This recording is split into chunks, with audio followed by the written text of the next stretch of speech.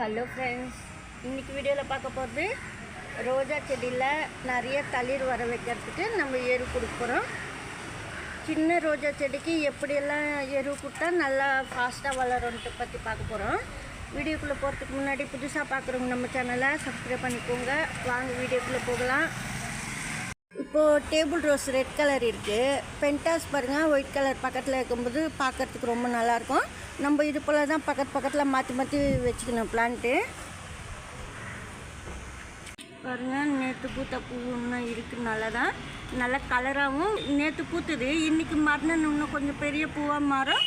அதே சமயத்தில் அதிகமாக கலர் கொடுக்கும் பிளான்ட்டில். எப்போவுமே பூவில் கலர் மறுநாள் அதிகமாக தெரியும். இந்த ரோஜா பாருங்கள், நேற்று முட்டை இருந்தது, இன்றைக்கி விரிஞ்சிச்சு பாருங்கள், நல்லா அடுக்காதான் இருக்குது. பக்கத்தில் கூட மொட்டு இருக்குது. இந்த பிளான்ட்டில் கூட நிறைய தளிர் இருக்குது. இது போல் நிறைய தளிர் வரணுன்னா நம்ம எரு கொடுக்கலாம். இப்போ சின்ன எல்லோ ரோஸ் நான் நட்டு வச்சுருந்தேன், அதுக்கு தான் இப்போ எரு கொடுக்க போகிறேன். பாருங்கள், எல்லோ ரோஸ் பூ பாதி விரிஞ்சிருக்கு. ஏற்கனவே இந்த பிளான்ட் நடும்போது காமிச்சிருக்கேன், ஏற்கனவே எரு போடும்போது காமிச்சிருக்கேன். டெய்லி எரு வைக்கணுமா அப்படியெல்லாம் ஒன்றும் இல்லை. நீங்கள் கொஞ்சம் ஒரே டைமுக்கு வைக்கிற மாதிரி இருந்தால் கூட எரு போடலாம். அதை பற்றி இப்போ நான் சொல்கிறேன். ஃபஸ்ட்டு நீங்கள் நட்ட உடனே மண்புழு எரு போட்டு நட்டிருப்போம் பிளான்ட்டு. அதுக்கப்புறமா கொஞ்சம் கொஞ்சமாக எரு போடணும். அதாவது வாழைப்பழம் தோல் வைக்கிறோம், வெங்காயம் தோல் வைக்கிறோம், அது போல் நான் சொல்கிறது. வச்சதுக்கப்புறமா 15 டேஸ் கழித்து நீங்கள் கொஞ்சமாக கடுகு, எள், அதுக்கப்புறமா வேப்ப இலை, இந்த மாதிரியெல்லாம் கலந்து செடிக்கு போடணும். அதாவது கடுகு பவுட்ரு பண்ணி வச்சுக்கணும். பாருங்கள், இது போல் எள் பேக்கெட்டு கூட வைக்கும். அது கூட நீங்கள் ஒரு பேக்கெட் வாங்கி வச்சாவே ரொம்ப நாள் இருக்கும். செடிக்குன்னு எடுத்து வச்சா ரொம்ப நாள் இருக்கும். அதுக்காக சொல்கிறேன் நான். எள் பேக்கெட் கூட இது போல் கடையில் விற்கிறதில்ல, நீங்கள் வாங்கி வச்சுக்கலாம். பவுட்ரு வச்சுக்கணும் பாட்டிலில். ரொம்ப நாள் கொஞ்சம் கொஞ்சமாக போட்டுக்கின்னு வரலாம். அதாவது எள் பவுட்ரு, வேர்க்கடலை பவுட்ரு, இந்த கடுகு பவுட்ரு 3 சேர்த்து 1 ஸ்பூன் தரணும். அதாவது பவுட்ரு 3மே அரைச்சிட்டு அப்படி நான் சொல்கிறேன். 1 ஸ்பூன் கொடுக்கும்போது பிளான்ட்டு நல்லா வளரும். ஆனால் இது ரொம்ப சின்ன செடி, அதனால் நீங்கள் 1/2 ஸ்பூன் கொடுக்கணும். 3 பொருள் சேர்த்து மிக்ஸி கப்பில் அரைச்சிட்டு அப்பப்போ மந்த்லி ஒன்ஸு 20 டேஸ் ஒன்ஸ் வேப்ப இலை கொஞ்சமாக போடணும். இல்லை தண்ணியில் ஊற வச்சுட்டு கூட போடலாம்.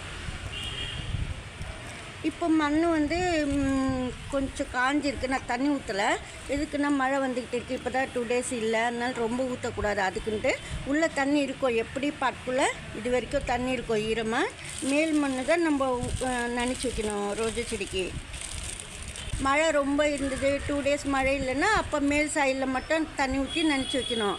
அதிகமாக எப்போவுமே போல் ஊற்றக்கூடாது. பாருங்கள், கொஞ்சம் வெங்காயம் தோல் போடுறேன். நீங்கள் வெங்காயம் தோல் அப்பப்போ இதுக்கு நான் ஆரம்பத்தில் ரொம்ப அப்போ வெங்காயம் தோல் இல்லைன்ட்டு இப்போ நிறைய இருக்குது, அதனால் கொஞ்சம் கொஞ்சம் போடலான்னு சொல்லிட்டு இந்த ரோஜா போடுறேன். ஏன்னா போடாத எருவும் நம்ம போடலாம்.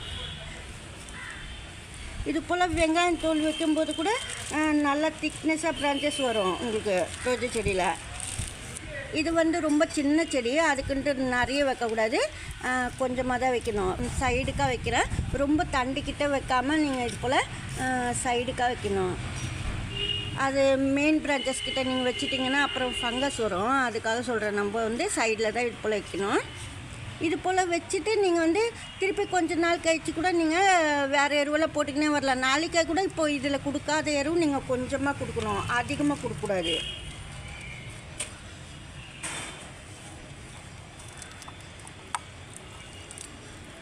வேர்க்கடலை, கடுகு இந்த மாதிரி பவுட்ரு பண்ணி ஒரே டைம் கொடுக்கலாமன்னா கொடுத்துடலாம். இப்போது ஒரே டைம் எப்படி கொடுக்குறதுன்னா பனானா பீல்ஸு, ஆனியன் பீல்ஸு, அதே சமயத்தில் கொஞ்சமாக வெஜிடபிள் வேஸ்ட் ஏதாவது ஒன்று சேர்த்து 3 பொருளும் சாயில்குள்ளே வச்சுட்டு அதுக்கப்புறமா சாயில் கவர் பண்ணிடணும். அதுக்கப்புறம் மேலே நான் சொன்ன எள், கடுகு இதெல்லாம் பவுட்ரு பண்ணி நீங்கள் போட்டுக்கலாம். ரொம்ப போடக்கூடாது. எள் இதெல்லாம் கால் ஸ்பூன் தான் போடணும் ஒரு பிளான்ட்டுக்கு. மொத்தமாக சேர்த்து நான் 1 ஸ்பூன் போட சொல்லியிருக்கேன். இப்போது இது போல் சின்ன செடிக்கெல்லாம் 1/2 ஸ்பூன் தான் சேர்க்கணும். அதிகமாக போட்டால் செடி காஞ்சிடும். அதுக்காக தான் நான் கொஞ்சம் கொஞ்சமாக தான் போடணும்னு சொல்கிறது. எருவு எப்போவுமே அதிகமாக போடாமல் நீங்கள் கொஞ்சம் ஒரு 10 டேஸ் கழிச்சு கூட நீங்கள் போடலாம் கொஞ்சமாக போடும்போது. பாருங்கள், கடுகு, வேர்க்கடலை, எள்ளு இந்த மாதிரி நீங்கள் சேர்த்து பவுட்ரு பண்ணிவிட்டு செடிக்கு கொஞ்சமாக போடணும். ரொம்ப போடக்கூடாது. இந்த செடிக்கு நான் போட்டுட்டேன், அதனால் போடக்கூடாது. இந்த வீடியோவில் தான் பிடிச்சிருந்தா லைக் பண்ணுங்கள். நன்றி, தேங்க்யூ.